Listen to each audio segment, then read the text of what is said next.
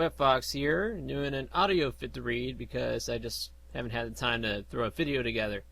So this is a lot easier and quicker. So I haven't been able to get to the comic shop a lot lately, or barely at all. So there was a couple of Sonic comics that's been sitting on the shelf for about a couple weeks now that I finally was able to get the other day. Those being Sonic Universe issue 32 and Sonic the Hedgehog issue 229. Starting off with Sonic Universe, since that came first, this is part 4 of 4 of the Scourge lockdown. Well, as you can see on the cover, the lockdown scratched out, and there's the word breakout there, because this is the climax here, where there's the big breakout. Yeah, Prison Break could eat their dust, because this comic seems to do it better. Not that I ever watched Prison Break. So the riot is in full form. All the cells are open, gravity is not as it's supposed to be, but only the 6 main characters have their collars off. As you look through the comic, you can see the special Sonic/non-Sonic cameos that has appeared in the past few Sonic universes, so it's good to try to point them out. Like one angry-looking bird and a toad that's ready for battle, if you catch my meaning. Like in past issues, the artwork is very beautiful, but they don't really get into the backstories of the characters like the past 2 issues have, so the characters don't grow on me. Of course, they haven't really much since I found their backstories interesting, so yeah, the characters are pretty much disliked. But even though Scourge is one of my most hated Sonic characters, I gotta say, it's quite satisfying to see him get his revenge against everybody who beat him down while he was in jail. Still don't like him, but of course he probably deserved all the stuff he got. But still, it's just nice to see somebody beat up other evil people. I guess you have to go with the evil that you know? So anyway, they do their big escape. They get together. Things seem to be going as planned, but there's forces on all sides that are always trying to get in their way. So there's not really much to spoil here, except that they get away. So with Scourge and the Destructrix out, kind of shows that Scourge is probably going to be another major power again.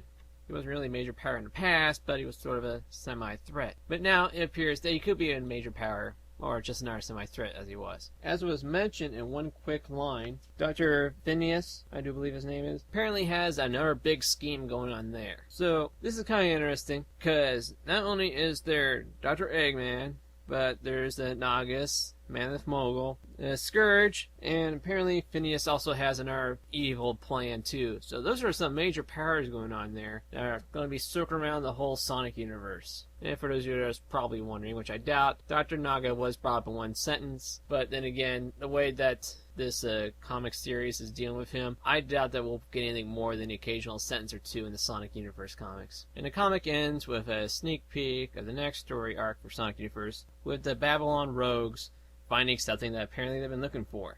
Which, by now, I've already looked at the preview pages of the next comic, and this preview page was really pointless. It doesn't add to anything. You just pretty much get almost the exact same images and wording in the next comic. I must say, the artwork is still very great looking, and this is all just about action and Scourge getting his revenge. So, yeah, definitely pick it up if you're a Scourge fan, if there's any out there, or if you just want to finish the story arc. The preview page is really not necessary. Moving on to Sonic the Hedgehog, issue 229. It's the final countdown at the final battle again, I guess.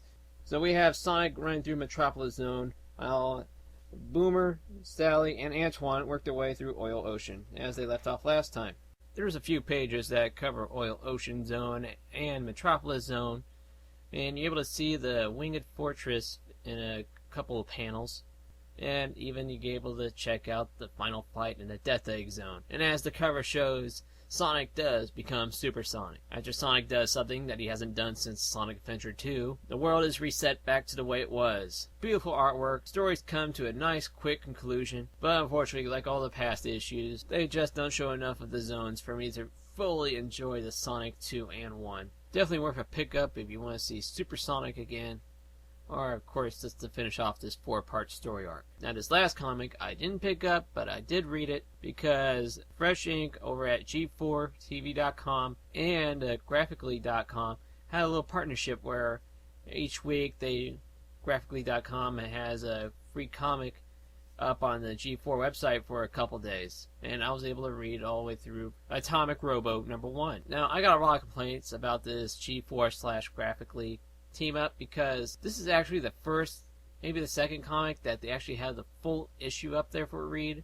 like they keep advertising. But all the other past several weeks, they've only had it for about 3, maybe 4 pages, and then the comic stops. You have to buy it to read the rest of that issue. So much for free comic. So yeah, this is the actual first one I read all the way through, and I gotta say, I really like Atomic Robo. It's just the silly humor, I guess. I haven't read the Hellboy comics, but from what I get from them and from the Hellboy movies, that this is gonna be very Hellboy-like, and I gotta say, I really enjoy it. I'm not able at the moment to pick up back issues, but I will keep an eye out for them now. The artwork is beautiful, and the story of a robot being hired by the U.S. government come to have human rights to go into Nazi bases and fight off their secret ultimate weapons. This comic's been around for, I don't know, a few years now, so I've got some catching up to do if I do proceed to pick up back issues, but the artwork is beautiful, and the story seems just funny enough to go with.